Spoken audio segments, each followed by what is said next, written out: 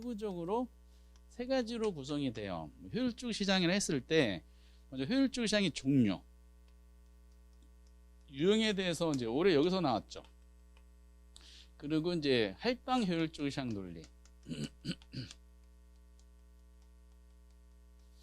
그리고 20만 명이 출제했으면 좋겠다라고 염원에 맞지 않는 정보 가치를 계산하는 문제.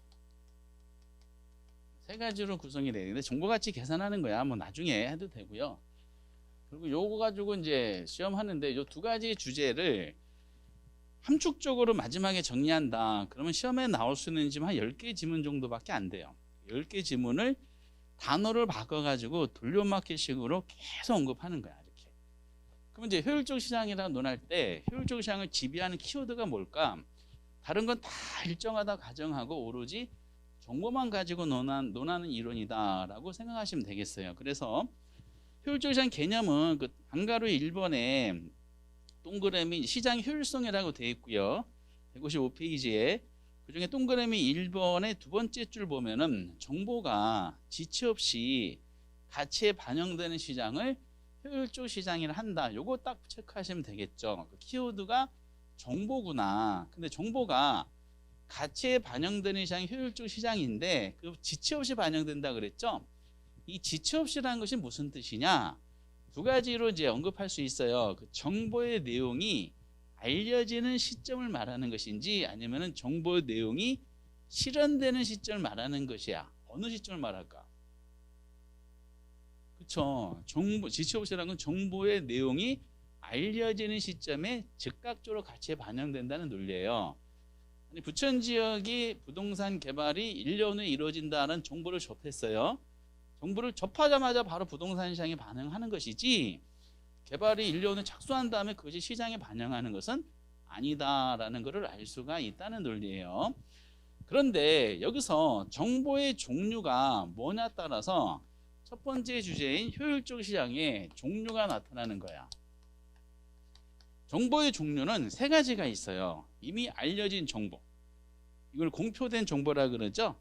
이 공표된 정보는 정보의 바다죠. 과거의 정보야. 이미 알려진 정보는 빅데이터 이론이 과거의 정보를 가지고 논하는 거죠. 이렇게. 그죠? 이제 이건 주식으로 해서 나오는 거를 부동산 시장을 접목시킨 건데 주식 투자하신 분, 코인 투자하신 분은 차트 분석이라는 게 있죠. 없으시네. 차트 분석이 기술적 분석, 그 과거적으로 분석하는 거죠. 과거에 이런 등락이 있었으니까 앞으로 이 추세를 봐서 어떻게 될 것이다라고 추정해서 이제 하는 겁니다. 그래서 이제 흐름에 의해서 보면은 그 주식 앞으로 어떻게 될 것이 예측이 가능하죠. 그래서 샀더니 떨어지지. 그래서 떨어질 걸 해서 팔았더니 올라가죠. 그런 논리가 나오고요. 두 번째 정보는 현재 공개되는 정보, 공표되는 정보예요. 공표되는 정보, 이거를 뭐라 그러냐? 현재 정보라 그래. 세 번째는 아직 알려지지 않은 내부 정보가 있어요. 근데 이건 언젠가는 알려지겠지. 이걸 미래 정보라 그래. 그러니까 정보의 종류가 결국 세 가지가 있는 거야. 과거, 현재, 미래. 오케이? 과거, 현재, 미래. 그러니까 이런 정보가 반영되는 시장이 효율적 시장이다 보니까 효율적 시장의 종류가 몇 개 있냐? 3개가 있는 거야. 3개. 밑에 보면은 약성 시장, 그 다음 페이지 중강성 시장, 그리고 밑에 강성 시장이죠. 여기 책에만 봐도요 내용이 별로 없어. 근데 이거를 더 줄일 수 있어. 나오는 지문이 결국 정해져 있고 그 지문 가지고 해석하는 지문들을 가지고 언급하는 거기 때문에 누구든지 풀 수가 있어요. 그러면서 올해 나온 문제가 이걸 가지고 냈는데 오른쪽에 이제 157페이지에 그 표가 그려져 있죠. 이 표에 대한 해석만 잘 하시면 돼요. 근데 결과적으로 맨날 똑같은 지문만 내다 보니까 올해 보면 문제 형식을 좀 형식으로 문제 차별을 뒀더라고요. 판단하실 수 있으면 금방금방 답을 찾았는데 또 그 실수하신 분이 계셔. 그러면 우리가 어떤 의미냐? 먼저 약성 효율적 시장이 있죠. 기출 지문을 보다 보면은 약성 효율적 시장에서 이렇게 표현을 해요. 그러면은 이제 이 문구 자체에 내포되어 있는 의미가 있어. 약성 시장에서. 그러면은 각 시장마다 반영되어 있는 정보가 있어요. 약성 시장이라는 것은 무슨 정보가 이미 반영된 시장이냐면은 과거 정보가 공개된 정보죠. 과거 정보가 이미 가치에 반영된 시장을 뭐라 그런다? 약성 효율적 시장이다라고 합니다. 그러면 여기서 의미하는 바가 과거 정보가 이미 가치에 반영된 시장이네. 그러면은 약성 시장에 있는 기존 시장 참여자들이 있을 거 아니야. 기존 시장 참여자들은 이 과거 정보를 이미 알고 있다는 뜻이야. 그 논리 그렇게 잘 해석해 주셔야 돼. 그러면은 그 다음 약성을 포함하는 중강성 효율적 시장이라고 있는데, 중강성 효율적 시장인 것은 과거 정보뿐만 아니라 무슨 정보? 현재 정보까지, 현재 공개되는 정보까지 이미 가치에 반영된 시장을 중강성 시장이라 그럽니다. 똑같은 논리로 그러면 과거랑 현재 정보가 가치에 반영된 중강성 시장이네. 이 말은 중강성 효율적 시장에 있는 기존 시장 참여자들은 이미 두 개의 정보를 이미 어떻다? 알고 있다는 뜻이야. 이게. 그리고 이제 이걸 포함하는 강성 효율적 시장이라는 논리가 생기죠. 강성 효율적 시장은 모든 정보라는 것은 뭐겠어요? 과거, 현재, 미래라는 모든 정보가 이미 가치에 반영된 시장을 강성 효율적 시장이라 그래. 그 말은 또 해석하면은 강성 시장에 속해 있는 기존 시장 참여자들은 모든 정보를 다 알고 있다는 뜻이야. 약성, 중강성, 강성에 이런 의미가 내포가 돼 있어요. 그러면 모든 정보가 가치에 반영되어 있다는 것은 강성 효율적 시장이라는 것은 정보 비용이라는 것이 존재해요, 존재하지 않아?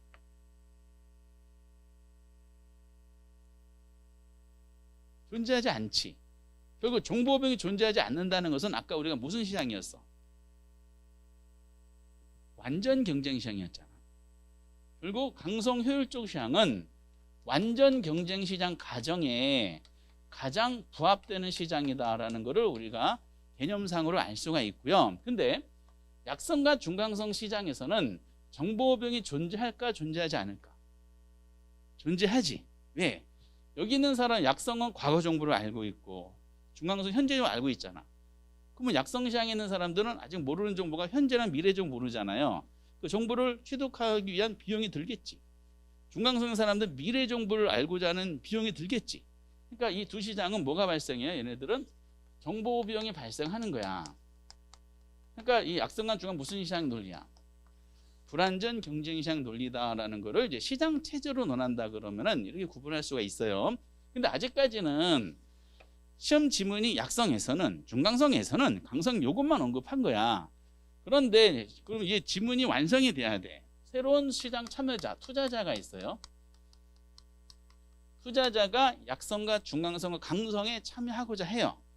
그러면 그 참여할 때 뭐를 가지고 들어가냐? 정보를 가지고 들어가는 거야. 정보를. 그럼 이 투자자가 가지고 들어간 정보를 통해서 초과이윤. 초과이윤은 정상이윤 이상의 이윤이에요. 정상이윤은 그냥 노력한 것만큼만 가져가는 걸 말하고 초과이윤은 그 노력한 것보다 더 가져가는 이윤을 말해요. 그러면 초과이윤을 얻을 수가 있을까 없을까? 이 논리로 마무리가 돼요. 이때 이 투자자가 뭐를 가지고 들어갔냐? 과거 정보를 가지고 참여한 거야. 과거의 정보를 가지고 과거의 정보를 가지고 어디 참여한다? 약성시장에 참여하려고 그래. 여기다 해야겠다.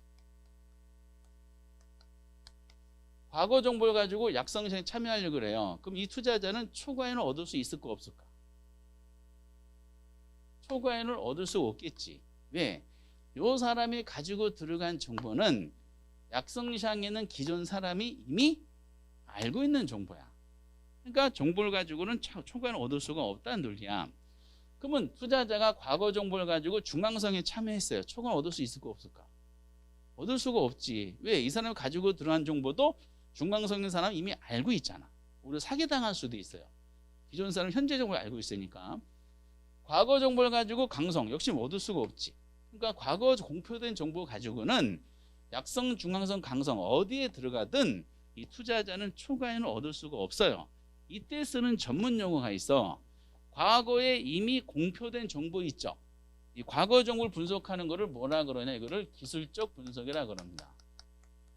실제 시험 보면은 기술적 분석이란 말이 나와. 그럼 과거 정보를 분석한 거다라고 하셨으면 좋겠고요. 그런데 이 투자자가 현재의 정보야.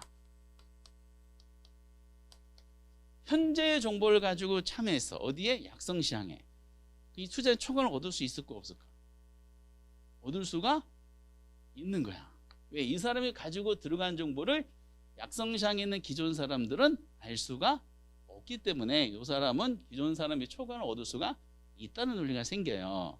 근데 이 사람이 현재의 정보를 가지고 중앙상에 참여, 초과를 얻을 수가 없겠지. 똑같은 논리야. 이 사람이 가지고 들어간 정보는 중강성의 사람이 이미 알고 있기 때문에 현재 정보를 가지고 강성에 참여, 초과 얻을 수 있을까 없을까? 얻을 수가 없겠지. 그렇죠? 이런 논리가 이제 생기게 되는 거지. 그래서 요거는 오전에도 예를 들었지만은 주식시장이라든지 코인 시장 이런 데서는 이런 일이 비일비재하죠. 실제로 이제 제가 알고 있는 분이 계시는데 전에 예를 들었지만은 이제 4월 달부터인가 5월 달부터인가 2개월 동안에 그 비트코인이 엄청 폭락한 적이 있어요.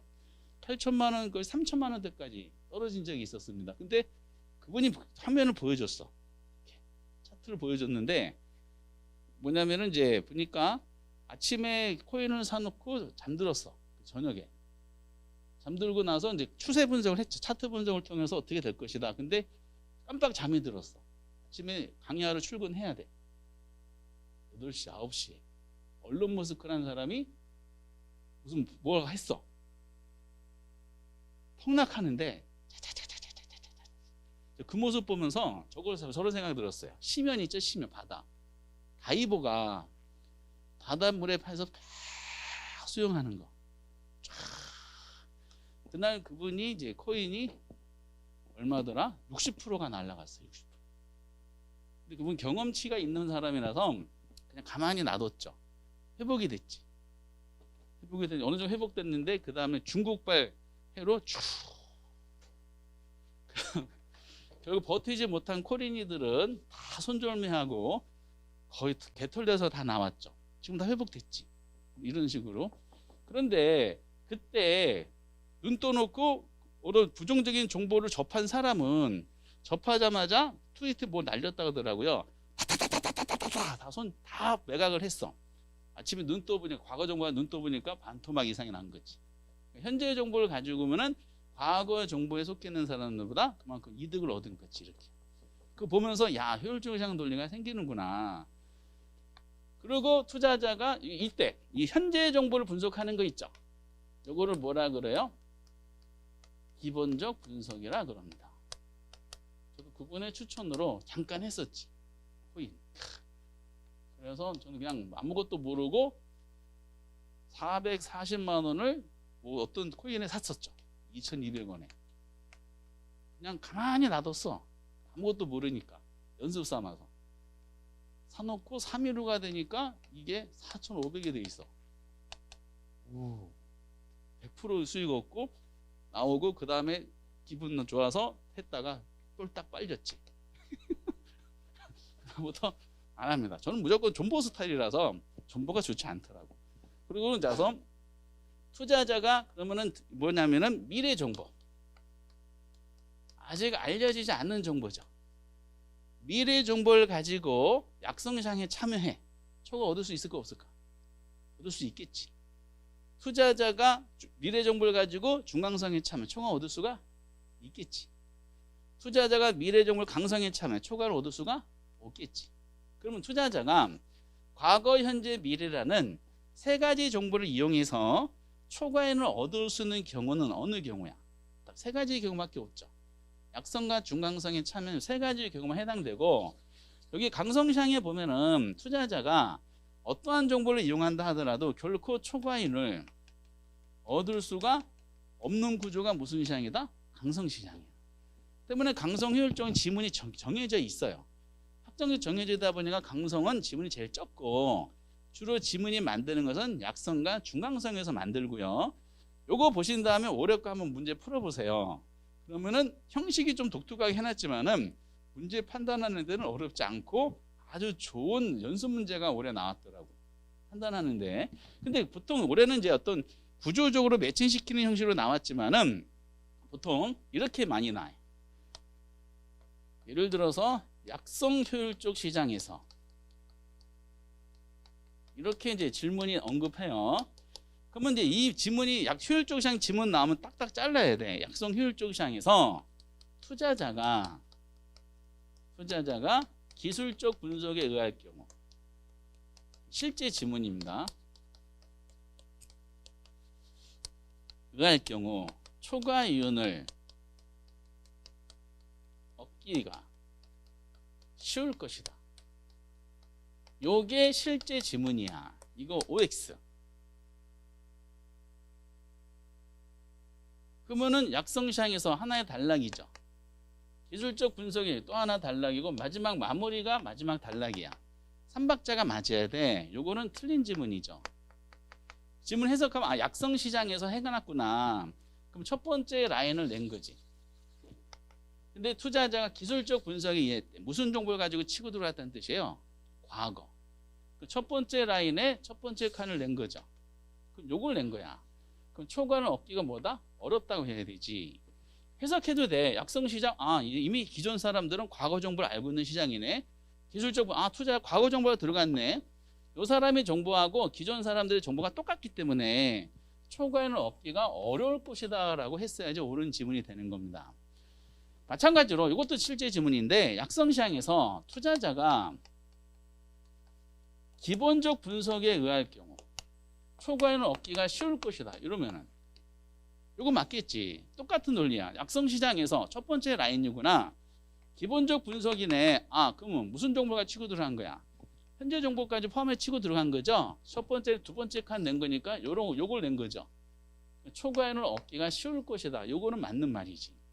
똑같은 질문. 중강성 효율적 시장에서 투자자가 기본적 분석에 의할 경우 초과는 얻기가 쉬울 것이다. 요거는 틀린 질문이 되겠지. 중강성 시장이니까 두 번째 라인. 아 현재 정보까지 이미 알고 있는 시장이네. 기본적 분석이네. 그럼 현재 정보가 들어갔네. 요걸 낸 거니까 초과는 얻기가 어려울 것이다. 이렇게 판단하셔야 되는 거지. 오케이?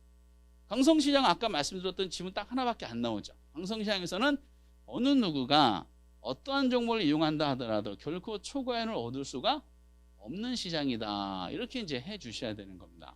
그래서 이 효율적 시장의 유형이 나오는 것은 굉장히 쉬운 지문이 돼요. 그래서 예를 들어서 157페이지에 밑에 예제가 있어요. 27회 때 예제인데 요 예제하고 올해 나온 문제를 접목하면은 효율적 시장의 유형 문제는 거의 다 해결됐다라고 보시면 될 정도야. 거기에 보면 1번은 그냥 종류를 나열한 거니까 의미가 없고 2번 보세요. 강성시장은 공표된 정보 있죠. 공표된 정보하면 무슨 정보를 말해? 과거와 현재 정보를 말하는 거야. 물론이고 아직 공표되지 않는 정보. 무슨 정보? 미래 정보야. 그러니까 모든 정보겠지. 과거, 현재, 미래. 그러니까 이걸 한 단어로 모든 정보야. 모든 정보가 그 시장 가치에 반영되는 시장이므로 초과이윤을 얻을 수가 없다 이렇게 돼 있지. 맞잖아. 강성은 어떤 정보 가지고 안 된다고 표현이 나온 거니까. 3번의 강성시장은 완전경제적 가정에 가장 부합되는 시장이래. 맞겠죠? 왜? 정보병이 존재하지 않으니까. 이거는 아까 완전시장의 성립 조건을 안다는 가정하에 내는 지문이야. 그리고 네 번째 약성에서 했네. 약성에서 거기에 이제 과거의 역사적 자를 분석했다 그랬죠. 약성시장에 무슨 정보가 치고 들어간 거야? 과거적 치고 들어간 거지. 초과는 얻을 수 있어 없어? 얻을 수가 없다고 해야 되죠. 근데 거기에 초과이윤을 휘두가 있다 이렇게 돼 있잖아. 잘못됐잖아. 그리고 5번에 중강성 시장은 과거의 정보뿐만 아니라 현재 공표된 정보까지 지출 같이 아까 여기까지 개념이잖아. 그 말은 굳이 안 써도 됐던 건데 과거 현재 정보 이미 가치에 반영된 중강성 시장인데 그 중강성 시장에서 기본적 분석을 한다 그랬잖아요. 그러면 기본적 분석 했다는 것은 무슨 정보를 치고 들어간 거다? 현재 정보. 초과이윤을 얻어요 못 얻어요? 얻지 못하잖아요. 요 정도로 나오면은 효율적 시장 유형 문제의 최고 수준의 난이도예요. 마음이 편안해져요?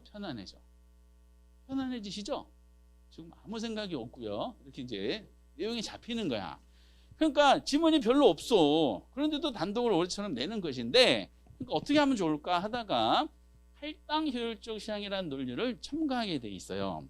그 다음 페이지 이제 보시면은 할당적 효율성과 균형이라는 말이 나오게 되는데 요것도 사실상 중요한 지문이 딱 두 개밖에 없어. 그 두 개의 지문을 가지고 그냥 돌려막기식으로 내는 거야. 그것만 잘 컨트롤 하시면 돼. 할당. 이 할당이 무슨 말이죠? 할당. 분배. 분배하는 거야. 효율적. 그러니까 효율성이란 말은 투입 대비 산출이거든요. 투입 대비 산출과의 관계를 논한 것이 효율적이야. 그래서 투입보다 산출 결과가 크다 그러면 효율적인 투자네. 투입 대비 산출이 낮으면 효율성이 없네. 이런 논리예요. 근데 할당 효율적 시장. 근데 분배인데 뭐가 분배되는 거냐? 정보. 정보가 효율적이고 공평하게 분배되는 시장이 할당 효율적 시장에 대한 논리예요. 근데 공식적인 개념은 어떻게 표현하냐면 거기 개념이 잠깐 나와 있어요. 할당적 효율성 해놓고 개념, 할당 효율적 시장이란 자원의 할당이 효율적으로 이루어지는 시장으로서 어느 누구도 기회비용보다 싼 값으로 정보를 획득할 수 없는 시장이다. 이렇게 설명이 돼 있죠. 무슨 말인지 이해되세요? 이해를 못해. 이 지문은 그냥 시험지문 나오면 그런 거다 해놓고 특별하게 암기할 필요는 없어요. 근데 이제 이 목적을 우리가 왜 논하냐면은 기출문제 나왔던 건데 먼저 부동산 시장에 대해서 한번 논해 보도록 하겠어요. 기출지문에 뭐가 있냐면은 부동산 시장은 강성 효율적 시장의 성질을 갖는다. 이런 지문이 있어. 맞는 말 틀린 말? 틀린 말이지. 부동산 시장의 강성이다. 그 무슨 시장 논리예요? 완전 경쟁 시장 논리잖아. 그러니까 정보병도 존재하지 않고 초과를 얻을 수가 없는 구조가 되죠. 근데 현실적으로 부동산 시장에서는 현실은 일부 투자자가 초과이윤을 얻는 구조야, 얻지 못하는 구조야? 얻는 구조잖아. 그럼 만약에 부동산 시장이 강성 시장이라 그러면은 어느 누구도 초과를 얻지 못하기 때문에 현실적으로 일부 사람들이 초과이를 얻는 이 현상을 설명할 수가 없는 거야. 그래서 부동산 시장 강성 시장의 성질이 있다라고 나왔던 실제 지문은 틀렸던 지문이 됐던 것이고, 그러면 보통 이론적으로 보면은 부동산 시장은 어느 시장에 가깝다? 중강성 시장에 가깝다라고 보는 것이 일반적이야. 중강성에 가깝다고 보는 것은 결국 미래 정보 있죠. 미래 정보를 아직 알려지지 않는 내부 정보를 알고 있는 사람은 초과이윤을 얻을 수가 있는 구조가 될 수가 있는 거지. 그래서 주식이든 코인 시장이든 개미 투자자들이 세력, 기관들을 이길 수가 없는 거야. 정보의 비대칭성에 의해서 기관들이 하는 주가 흐름은 그냥 쫓아가서 편성하는 수밖에 없어요. 어쨌든 그럼 미래 정보를 가지고 들어간 초과를 얻는 중강성 시장의 구조가 부동산의 성질인데 여기서 중요한 게 하나가 있어요. 그럼 미래 정보를 가지고 참여한 사람은 모두 다 부동산 시장에서 초과를 얻을까? 그렇지 않다는 논리가 접근하게 된 거지. 왜? 이 미래 정보는 아직 알려지지 않는 내부 정보잖아. 그 정보를 얻으려면 뭐가 발생해요? 정보 비용이 발생하는 거야. 그래서 거래 비용 이외에 부동산 거래 비용 이외에 정보 비용을 별도로 논하자는 거예요. 그래서 이 부동산 시장에서 이 정보를 가지고 논하는 이론, 이게 할당 효율적 시장인데 할당 효율적 시장이 되기 위한 조건이 있어. 할당이 되기 위한 조건, 할당 효율적 시장은 정보 비용이 있죠. 이 정보를 취득하게 지출하는 이 비용이에요. 비용은 언제 지출할까? 현재 지출할까요? 미래 지출할까? 현재 지출하겠지. 요거는 비용적인 면은 현재 지출하는 비용이고, 근데 비용을 들어서 현재 취득한 정보 있죠. 정보는 언제 실현되는 정보일까? 미래 실현되는 정보가 되는 거야. 그래야지 우수한 정보가 되는 거죠. 그런데 그러면은 이 현재 비용을 지출해 정보를 취득을 했어. 근데 그 정보가 비용을 취득한 정보가 투자자에게 가져다 줄 것으로 기대되는 예상되는 이익이 있겠지. 그렇죠? 근데 이 이익은 언제 실현되는 이익이야? 미래 실현되는 이익이겠죠. 근데 화폐 단위로 논했을 때, 화폐 가치로 논했을 때, 저 비용은 현재 지출한 비용이고, 요거는 미래 실현되는 이익이에요. 그러면 현재 지출한 비용과 미래 실현되는 이익, 금전적인 예를 직접 비교할 수 있어 없어? 직접 비교할 수 없죠. 현재 일원하고 1년의 일원이 같은 가치를 가지고 있지는 않잖아요. 그럼 얘네들의 들어간 비용과 산출된 결과치를 비교하려면 그 투자 자본이 투입되는 그 시점을 일치시켜 줘야 돼. 그럼 저 기대되는 이익을 언제 시점으로? 정보 비용이 지출한 현재 시점을 땡겨야 돼. 그래서 정보 이익의 무슨 가치? 현재 가치라는 논리가 생기게 돼. 그럼 할당 효율적 시장의 말은 뭐냐? 정보 비용과 정보를 취득해 현재 지출한 비용과 정보가 가져다주는 이익의 현재 가치지. 얘네들이 뭐다? 같은 시장이 되는 거야. 그럼 결국 1억을 들였으면은 요 들어간 가져든 이익의 현재 가치 얘가 1억이라는 뜻이야. 그럼 투입된 비용하고 산출된 결과치가 어때? 같겠지. 그러면 만약에 두 가지가 같은 것이 할당 효율적 시장인데 만약에 부동산 시장이 할당 효율적 시장이라면 투자자가 이 정보를 이용해 가지고 초과 이윤을 얻을 수가 있을까요? 없을까? 얻을 수가 없겠지. 비용을 1억 들어서 결과도 1억 얻은 거니까 1억 들어서 1억이 들어왔죠. 기존과 같아 달라? 같죠. 그러니까 노력한 것만큼의 정상을 얻는다 하더라도 더 가져가진 않잖아. 그러면은 할당 효율적 시장이라면 초과이윤을 얻을 수가 없는 구조가 돼. 구체적으로 이 초과를 얻기 위한 부동산 투자 행위를 투기라고 볼 수 있어. 그럼 투기한 부동산 투기도 나타나 안 나타나? 나타나지 않는 거야. 아까 할당 효율적 시장 앞으로 공부하실 때 중요한 지문이 두 개가 나온다 그랬어요. 두 가지 중에 여기 이제 하나가 등장을 해. 결국 어느 시장이 할당 효율적 시장이라면은 정보를 이용해 가지고 어느 누구도 초과를 얻지 못하는 시장이야. 근데 현실적으로 부동산 시장에서는 일부 사람들이 초과이윤을 얻고 있지. 그럼 부동산 시장이 초과이윤을 얻는 이유가 뭘까라고 하면 뭐라고 답변할 수 있어? 할당 시장이라면 초과를 얻지 못한다 그랬잖아. 근데 현실은 일부 사람이 초과를 얻어. 그럼 그 답변을 시장이 할당 효율적 시장이 아니기 때문이다. 이렇게 답변하는 거야. 이해되세요? 이건 앞으로 연습할 지문이고 어쨌든 할당이 되기 위한 조건은 정보 비용과 정보 가져다는 이익이 현재가 똑같은 시장이어야 돼. 근데 이 뒤에 있는 문구가 너무 길어. 그쵸? 길기 때문에 보통 축약을 할 때, 뭐 계산 문제 같은 거 낼 때 다 안다는 가정하에 줄여가지고 이거를 정보 이익의 현재 가치 하는 경우도 있어. 이것도 너무 길어. 길어서 줄여가지고 뭐라고 해? 정보 가치 이렇게 합니다.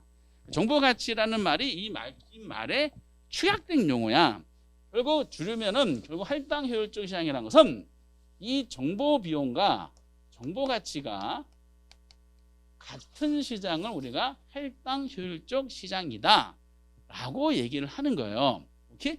그러면은 할당 효율적 시장이 되면은 결국 들어간 비용과 산출된 결과치가 같기 때문에 할당에서는 결코 정보를 이용해서는 초과이윤을 얻을 수가 없게 돼 있어. 그러면서 이제 이거를 논리적으로 펼쳐주고 싶은 거예요.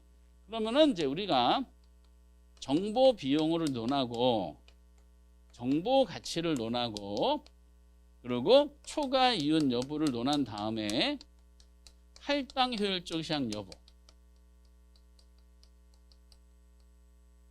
이렇게 이제 따져봐. 그러면서 먼저 건드리는 것이 완전 경쟁 시장을 건드려요. 최근 라이식으로 돼 있어가지고 먼저 어떻게 표현하냐? 지문을 잘 보세요. 요 문구는 실제 시험에 나온 적은 없어요. 그런데 모의고사에서는 강사님들이 자주 내. 어떤 식인지. 왜 그러냐면은 효율적 시장은 낼 지문이 별로 없기 때문에 그러는데 잘 들어보세요. 아까 우리 완전 경쟁 논한 적 있었죠. 완전 경쟁 시장은 항상 또는 반드시 할당 효율적 시장이 된다. OX. 뭔 얘기예요? 그런 표정이신데 완전 경쟁 시장 반드시 할당 효율적 시장이 된다라고 표현하잖아요. 무조건 맞다고 하셔야 돼. 왜?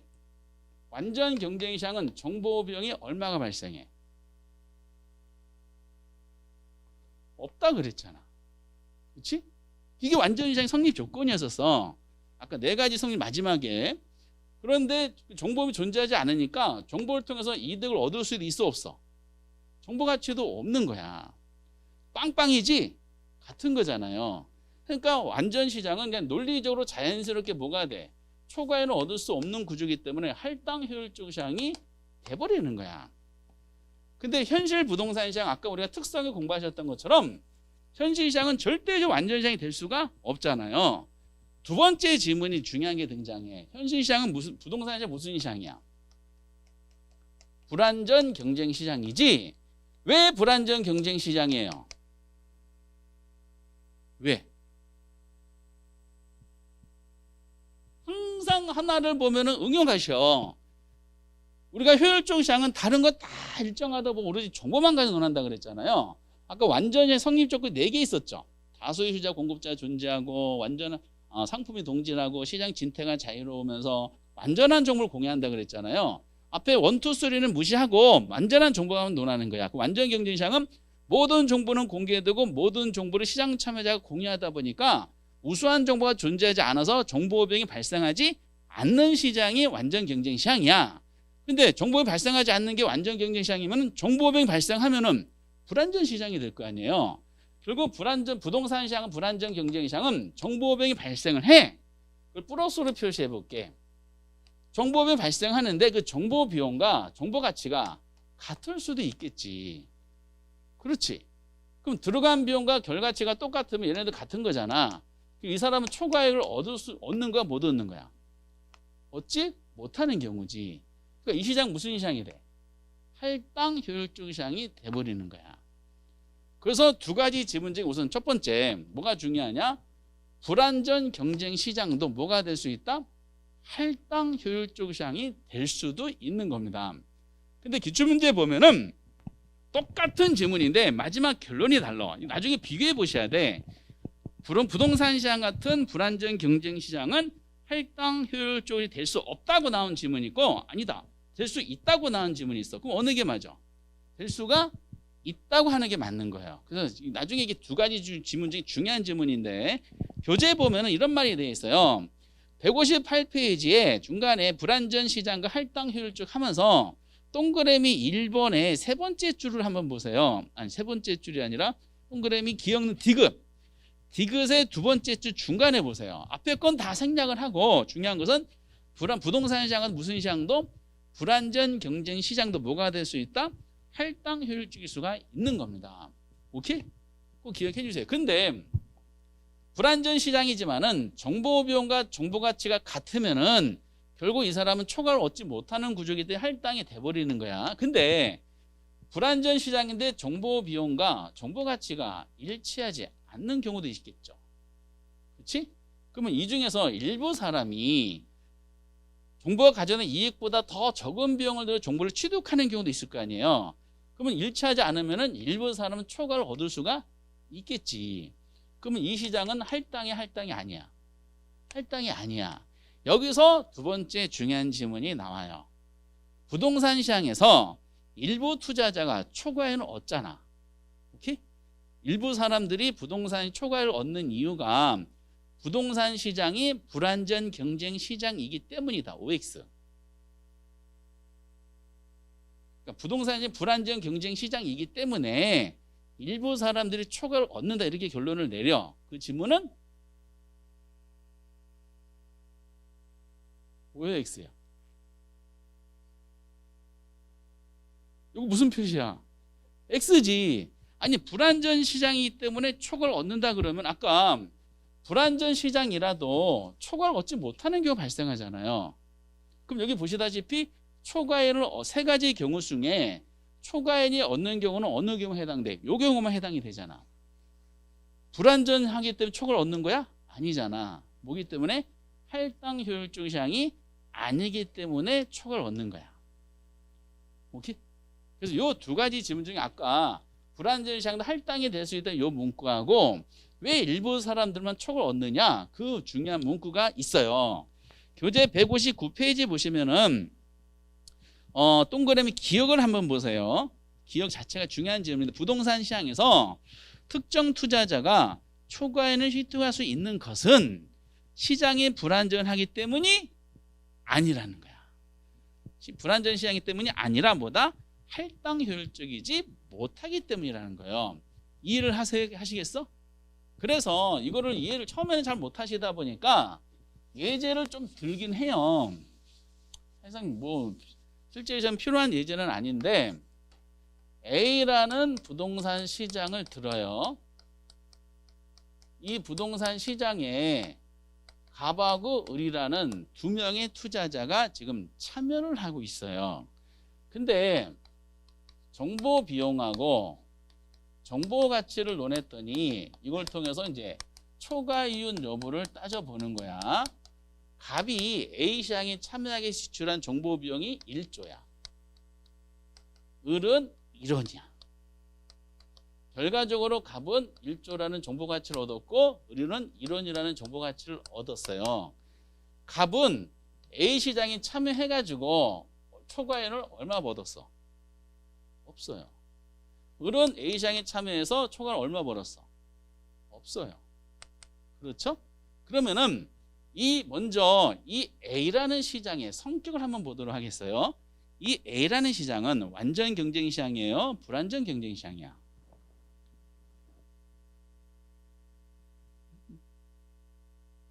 질문을 잘못했네요.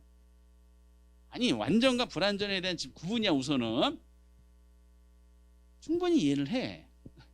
먼저 질문 잘못했는데 A라는 부동산 시장은 1번 불완전 경쟁 시장이다. 2번 물완전 경쟁 시장이다. 물완전이야? 불완전이야? 불완전 경쟁 시장이지. 왜 불완전 경쟁 시장이에요?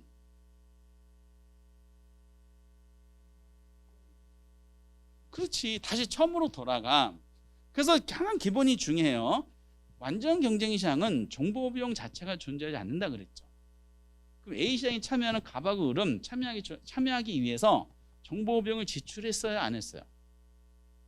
했잖아. 갑은 1조, 을은 1원이라는 정보 비용 지출했지.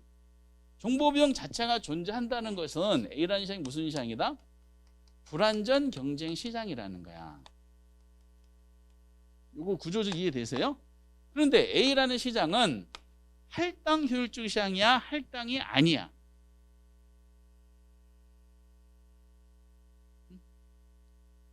다시 처음으로 돌아가요. 할당이 되려면은 정보 비용과 정보 가치가 같아서 어느 누구도 정보를 이용해 가지고 초과이익을 얻을 수가 없는 시장 구조가 할당이라고 그랬잖아. 그러면 갑돌이 보면은 정보 비용 1조, 정보 가치 1조지. 1순위 정보 비용 1원, 정보 가치 1원이잖아. 그래서 정보를 통해서 절대로 초과를 얻지 못했잖아요. 그럼 이 시장 무슨 시장이 돼? 할당 효율적 시장 되는 거예요. 그래서 할당 효율적이라고 하면은 어느 누구도 초과를 얻지 못하게 돼 있어. 이런 단순한 구조를 가지고 지문을 현혹시켜 가지고 막 언급을 해요. 그러면은 이 A라는 시장의 성격을 보면은 갑이라는 사람이 A 시장에 참여해 가지고 문을 똑똑 두들겼어요. 시장에 물어보겠지. 무슨 일로 오셨습니까? 했더니 갑이 당신 시장에 참여해 가지고 나는 1조를 벌고 싶다. 벌게 해줘요, 안 해줘요? 벌게 해주는 거야. 대신에 조건을 부여해요. 1조 벌고 싶어요? 1조라는 노력을 하시기 바랍니다. 을순이도 문을 두들겼어. 당신은 무슨 일로 오셨나요? 1원을 벌고 싶어요. 벌게 해주는 거야. 대신 조건 1원 벌고 싶어요? 1원이라는 노력을 하시기 바랍니다. 라는 거야. 결국 A라는 시장은 갑하고 을한테 정보를 공평하게 분배해주고 있어요. 이 사람이 얻고자 하는 노력한 것만큼에 대한 대가만 보장해주는 거예요. 그렇지? 그래서 이 시장이 공평하게 정보를 분배가 일어나면은 결국 즉 할당 효율적 시장이 되면은 정보를 통해서 결국 초과를 얻을 수가 없는 구조가 되는 겁니다. 여기까지 해석이 되세요? 그런데 B라는 시장을 비교해 볼게요. B라는 시장에 똑같이 갑하고 을이 참여를 해. 정보 비용하고 정보 가치를 한번 논해 볼게요. 그리고 결국 초과인 여부야. 정보 가치가 이 정보가 10억의 이익을 가져다 주는 정보예요. 갑은 정보 비용 1억을 지출했고요. 을은 20억의 비용을 지출한 거야. 그럼 지금 갑하고 을을 보면은 정보 비용과 정보 가치가 같아야 달라요. 다르지. 그러면 갑은 이 B라는 시장이 참여해가지고 초과이윤을 얻었어, 못 얻었어? 얻었지. 9억의 초과를 얻었잖아. 1순위는 10억의 손실을 봤지. 그렇죠? 그럼 성질을 한번 볼까? 이 B라는 시장은 완전 시장이야, 불완전 시장이야? 당연히 불완전 시장이지. 왜 불완전 시장인지는 답 정도야. 답은 정해져 있어. 효율적 시장에서는 왜 불완전 시장이다? 뭐가? 정보 비용이 발생했으니까 불완전 시장이야. 그리고 더 나가서 이 시장은 할당이야, 할당이 아니야?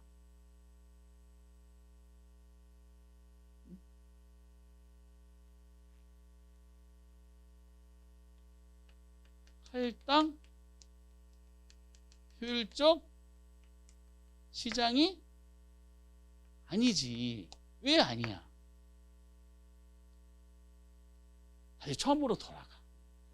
할당 시장은 정보 비용과 정보 가치가 같은 시장이라고 그랬죠. 때문에 정보를 이용해 가지고 결국 초과에는 얻을 수가 없는 구조가 할당 효율적 시장이에요. 그럼 벌써 정보 비용 정보 가치 일치하지 않잖아. 그렇지? 근데 이 중에서 보면은 갑이 초과를 얻었지. 1순위보다. 그렇죠? 갑은 그럼 결국 이 B라는 시장은 갑하고 을한테 정보를 공평하지 않게 분배해주고 있어요. 똑같은 10억이라는 이득을 가져다는 정보에 대해서 갑은 친인척인가 봐. 이 사람은 똑같이 가져다는 정보를 이익을 얻기 위한 정보를 을로 대표되는 사람들보다 값싸게 얻게 해줬잖아. 그렇지? 갑만 초과를 벌고 을수는 오히려 손해봤죠. 그럼 B라는 시장은 갑하고 을한테 정보를 공평하지 않게 분배되고 있는 거지. 그러니까 B라는 시장에서 갑으로 대표되는 이 사람은 초과액을 얻은 이유가 시장의 정보 분배가 공평하지 않는 보다 할당 효율적 시장이 아니기 때문이라는 거야. 그래서 아까 전에 두 개의 지분이 중요하다 그랬잖아요. 하나는 부동산 시장 같은 불안정 경쟁 시장도 뭐가 될 수 있다? 할당 효율적 시장이 될 수가 있다. 이 문구하고 두 번째, 여기서 예를 들어서 이 갑으로 대표는 소수의 투자자는 초과 얻는다는 거죠. 왜 일부 사람들만 초과를 얻을까? 시장의 불안정 경쟁 때문이야? 아니잖아. 이건 부족한 설명이에요. 불안정 경쟁 시장이라도 할당이 될 수가 있으면 초과 얻지 못하잖아. 결국 이 사람만 초과를 버는 이유는 시장이 불안정 때문이 아니라 정보의 분배가 공평하지 않는 뭐다? 할당 효율적 시장이 아니기 때문이다라고 설명이 되는 거지. 이해가 되세요? 그래서 이제 마무리가 이렇게 마무리를 짓는 겁니다. 뭐 칠판이 이제 저쪽에 안 보인다 그래가지고 여기다 한번 볼게요.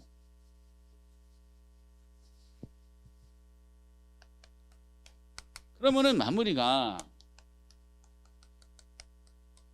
할당 효율적 시장이 아니다. 요 말의 의미를 굳이 말로 풀어 쓰는 거야. 할당 효율적 시장이 아니라는 것은 동일한 이익을 가져다 주는 정보를 소수의 또는 일부 투자자 또는 특정 투자자 이렇게 표현합니다. 특정 투자자, 소수의 투자자가 다른 투자자보다 값싸게 얻는다는 뜻이야. 그러니까 아까 전에 요거는 불안전 시장이라 하더라 할당 효율적 시장 경우잖아요. 그렇죠? 두 번째 경우는 갑으로 대표되는 소수의 투자자가 있죠. 을로 대표되는 다른 투자자가 있는 거야. 그렇죠? 근데 요 사람만 지금 초과를 벌고 있잖아. 초과를 벗는 이유가 왜 그러냐? why? 왜 그러냐? 동일한 10억이란 이들을 가져다 준 정보를 갑으로 대표는 소수의 투자자가 을로 대표는 다른 투자자들보다 그 정보를 값싸게 얻은 거지. 그러니까 이 시장 결국 두 사람을 공평하지 않게 분배됐기 때문에 현실적으로 왜 부동산이 자꾸 초과를 보느냐? 정보 분배가 공평하지 않는 할당 효율적 시장이 아니기 때문이다라고 결론을 내려버리는 겁니다. 그러니까 요거는 이제 처음만 이게 좀 낯선데 하다 보면 굉장히 쉬워요. 그래서 오른쪽에 예제가 있어요. 29회 때 예제인데 예제 나중에 이제 요약집을 통해서 보면은 이게 거의 한 페이지 반밖에 안 돼. 공부하실 지문들이 그만큼 나오는 것이 맨날 똑같아요. 여기 보면은 한번 볼게요. 틀린 거 중요한 질문 다 있는데 질문이 효율적 시장 논리가 아니라 부동산 시장을 내면서 언급한 거야. 아까 부동산 특성하고 같이 결합해 보세요. 1번 불안정 경쟁 시장에서도 할당 효율적 시장이 될 수가 있대. 맞는 말 틀린 말? 맞는 말이지. 이 똑같은 지문이 여러 번 나왔어. 근데 이거는 옳게 나왔잖아. 틀리게 낼 때는 어떻게 한다? 할당 불안정 경쟁 시장에서는 할당 효율적이 될 수가 없다라는 지문이 있어. 그러면 여러분 나중에 기출문제집 연습할 때 똑같은 지문이야. 그러면 옳게 나온 거랑 틀리게 나온 거를 서로 크로스 체크하다 보면은 아 이렇게 장난치는구나 라고 확인이 가능한 거야. 여러 번 나온 지문이니까 이거 1번은 맞잖아요. 2번에 진입장벽의 존재는 시장을 불안전하게 만드는 원인이래. 맞나요 틀리나요? 맞지? 왜 아까 완전 경쟁 시장이 되기 위해서는 시장의 진입과 퇴출이 자유롭다 된다 그랬잖아. 근데 진입장벽 존재가 있다는 거 벌써 있다는 것이 진입이 힘든 거죠. 시장은 무슨 시장 돼버리는 거야? 불안전 시장으로 만드는 원인인 거야. 이건 자주 나와요. 그리고 시장의 분화 현상은 경우에다 부분 시장으로 시장의 불균형을 초래하기도 하죠. 이건 아까 시장의 분화, 뭘 설명한 국지적 시장을 설명한 거예요. 국지적 시장은 이렇게도 자주 설명하게 돼요. 지역별로 시장이 분화된다 그랬잖아. 이건 상식적인 지문이고요. 4번 강성시장 또 효율적 시장과 같이 묶어서 강성시장에서도 정보를 이용하여 초과를 얻을 수가 있대. 맞나요? 아까 여기 지워졌지만은 강성시장 지문 딱 하나잖아요. 강성시장은 어느 누구가 과거, 현재, 미래라는 어떤 정보를 이용한다 하더라도 결코 초과를 얻을 수가 없는 시장이잖아. 근데 얻을 수 있대. 그러니까 이건 논리적으로 맞다 틀렸다? 틀리게 된 거지. 얼마나 쉬워. 그리고 부동산에 가해진 다양한 공적 제한이 있죠. 시장을 이제 기능을 왜곡할 수 있다 그랬죠. 기능이 왜곡된다는 건 무슨 시장 돼버린다는 거요? 불안전 경쟁 시장이지. 아까 진입장벽이 자유롭게 완전 시장이라 그랬죠. 그러기 위해서는 가격이 싸야 되고요. 정부의 간섭이 없어야 된다 그랬어요. 근데 현실 부동산 시장은 정부의 법적 규제가 굉장히 많잖아. 법적 규제가 많다는 것 자체가 시장을 무슨 시장 만든다? 불안전 시장 만드는 거지. 그러니까 완전 시장으로서의 기능을 제대로 발휘하지 못하게 만드는 것이죠. 가격을 막 왜곡시켜. 이렇게. 그래서 이 지문들이 다 중요한데 이 29회 때 지문이잖아요. 그럼 여기에 나온 지문들이 29회 이전에 언급한 적이 있을까 없을까? 있어. 여러 번. 29회잖아. 그 이후에는 이제 30, 31회, 33회 올해까지 아니 29, 30, 31, 32 딱 3년이잖아요. 요 이후에도 요 관련 여기서 나온 지문들이 언급한 것이 있을까 없을까? 있어. 그러니까 나올 수 있는 지문 몇 개 안 되다 보니까 낸 거 또 내. 또 틀려. 그리고 또 내. 또 틀려. 계속 나오는 거야. 낸 거 또 내고. 그러니까 우리는 계속 반복 학습하는 거예요. 이렇게. 그래서 이제 올해 나왔기 때문에 아마 단독 문제로는 힘들 것 같아. 그러면 전형적으로 어쨌든 전반부도 내야 돼. 방금 푸셨던 지문처럼 아까 논했던 부동산 시장의 특성하고 효율적 시장에 대한 논리를 결합을 해서 올해 이제 틀림없이 언급을 할 거예요. 33회 때. 그러면 이게 같이 시장의 특성과 효율적을 같이 결합해서 내잖아요. 그 효율적 시장에 대한 논리하고 할당 효율적이 나오는 지문들이 더 압축이 돼. 나눈 것만 나와. 그러면은 올해 나왔기 때문에 10개 지문도 많아. 추격하면은 한 7개 지문 안에서 다 해결이 돼. 요 조합을 어떻게 하느냐만 연습하시면 되는 겁니다. 그러고 나서 세 번째 주제가 요 정보 가치 있죠. 정보 가치. 이 정보 가치를 계산하는 문제가 나오는 거야. 20만 명이 원하는 문제예요. 그 밑에 나오고 다음 페이지 딱 보시면은 사례를 들고 오른쪽에 161페이지에 이렇게 예제가 있죠. 이게 정보 가치 예제인데 이거 한 역사적으로 정보 가치를 물어보는 한 5문제인가 정도가 6문제가 정도가 나왔어요. 문제 패턴이 똑같아. 똑같기 때문에 요거는 형식으로 연습을 하다 보면 이렇게 나오면 이렇게 이렇게 내가 계산기를 두들겨야지 연습만 하면 다 풀려. 너무 똑같기 때문에 문제가 많이 나오진 않았어요. 12회 때 처음 나왔는데 그 이후에 띄엄띄엄해서 언급했는데 최근에 마지막 나온 게 그 29회 때 예상 그 기출 문제예요. 29회 나오고 30회, 31회, 32회 3년 쉬었어요. 4년 차 때 나올 수가 있을까? 가능성도 있네. 29회 때지. 전에가 25회 때 나와 있어. 몇 년 쉬었어? 16, 27, 28. 3년 쉬었네. 4년 차 때 나왔네. 33회니까 가능성 생겼다. 그래서 지금 방금 알았는데 그래서 이렇게 해서 아마 정보 가치도 가능성이 있겠다는 것이 올해 이제 내용이겠네요. 여기까지 이제 시장론을 하고 그 다음부터 시장론의 후반부가 있어. 지대론, 도시 내부 구조론, 입지론과 관련된 많은 학자들이 등장하는데 중요한 게 특히 지대론하고 상호 입지론이야. 이번 순환 인문 과정에서는 이제 이 중에서 특히 오랜 역사를 가지고 있는 거. 지대론은 본격적으로는 19회 때 이후부터 나오기 시작했으니까 1회 때부터 꾸준하게 출제되고 있는 상호 입지론. 10년 동안 한 번도 안 빠지고 나온 거. 상호 입지론만 한번 우리 이번에 건드려 보도록 하겠어요. 그래서 178페이지 보시면은 이제 부동산 활동과 입지 선정이라는 주제가 있죠. 그래서 이제 책 있는 거 골라내면서 이제 어느 게 중요한지 상호 입지론만 국한해서 한번 논해 보도록 하겠습니다. 조금만 쉬었다 하도록 하겠어요.